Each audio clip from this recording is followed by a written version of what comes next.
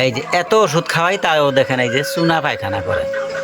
তো চুনা পায়খানার ওষুধটা কি আপনাকে দেখাইতেছে আমি, দেখেন দর্শক। আবারও আসলাম একটি চীনা হাঁসের ভিডিও নিয়ে আপনাদেরকে দেখানোর জন্য। কথা হলো দর্শক, এই যে একটা চীনা হাঁস কয়েকটা ডিম নিয়ে 13টা 14টা ডিম নিয়ে বাতে বসে, তারপর এই যে আবার এখানে চীন হাঁসে ডিম দিছে 4টা। যাই হোক দর্শক, আপনারা যদি চীন হাঁস পালন করতে চান তাহলে একটি কাজ করবেন, ভালো একটা জায়গা বানাবেন।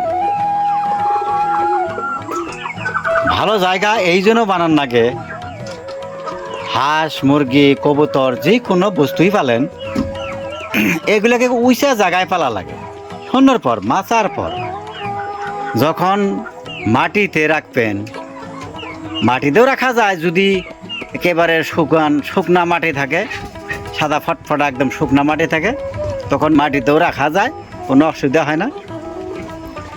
কিন্তু বেশি ভালো হয় আপনারা যদি এরকম মাচা টাইপ করে ঘর বানাইতে পারেন, বানাইয়া তারপর হাঁস কুরকা যাই পালবেন, তখন কিন্তু বেমার কম হব। যতটুক ওষুধের দরকার, খাওয়ানোর দরকার, আপনারা ডাক্তারের কাছে উচাস করে ওষুধ খাওয়াবেন, কোন ওষুধ কখন খাওয়াইতে বলে। এর বেশিরভাগ হয় সর্দি, জ্বর, সাদা পায়খানা, এইগুলোই বেশি হয় ব্যাপার। আর একটা কথা হইলো, খাওয়াগুলা খুব ভালো দেওয়া লাগবে, এগুলা মিক্স করে। আর গমের ছাতু এগুলা মিক্স করে এখানে দেওয়া হয়েছে। তে কন্টিনিউ যদি দানা খাওয়াইয়া থাকেন তাহলে কিন্তু হাঁসের কিন্তু অত্যন্ত তেল হব। বেশি তেল হইলে কিন্তু হাঁসটা গরমে মারা যাওয়ার সম্ভাবনা থাকে। আর ডিম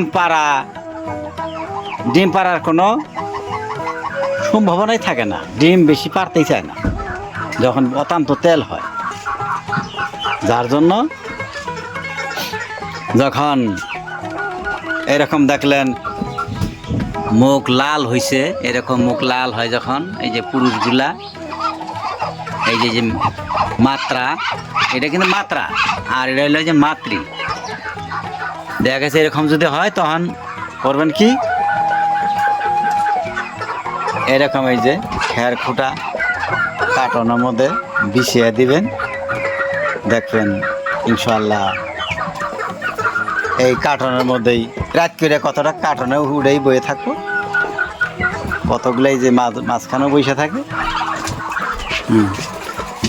তখন কোনো অসুবিধা হয় না। এই দেখেন এই যে এত ওষুধ খাওয়াই তাও দেখেন এই যে চুনা পায়খানা করে। তো চুনা পায়খানার ওষুধটা কি আপনাকে দেখাইতেছে আমি, দেখেন চুনের মতো যদি পায়খানা করে এই ওষুধটা আপনারা ব্যবহার করবেন। 1 গ্রাম পরিমাণ ওষুধ মোটামুটি 1-1.5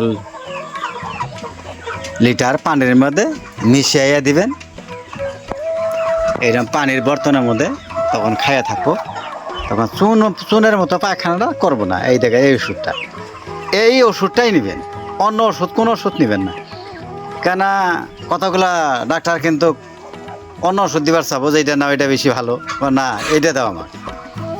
তার মানে এই ওষুধটার কথা কী জন্য বলতেছি, এই ওষুধটা খাই আমার হাঁসের হাঁস ভালো হয়েছে, তা আপনাদেরকে তো আর অন্যটার কথা বলতে পারি না, যার জন্য এইটার কথাই বললাম।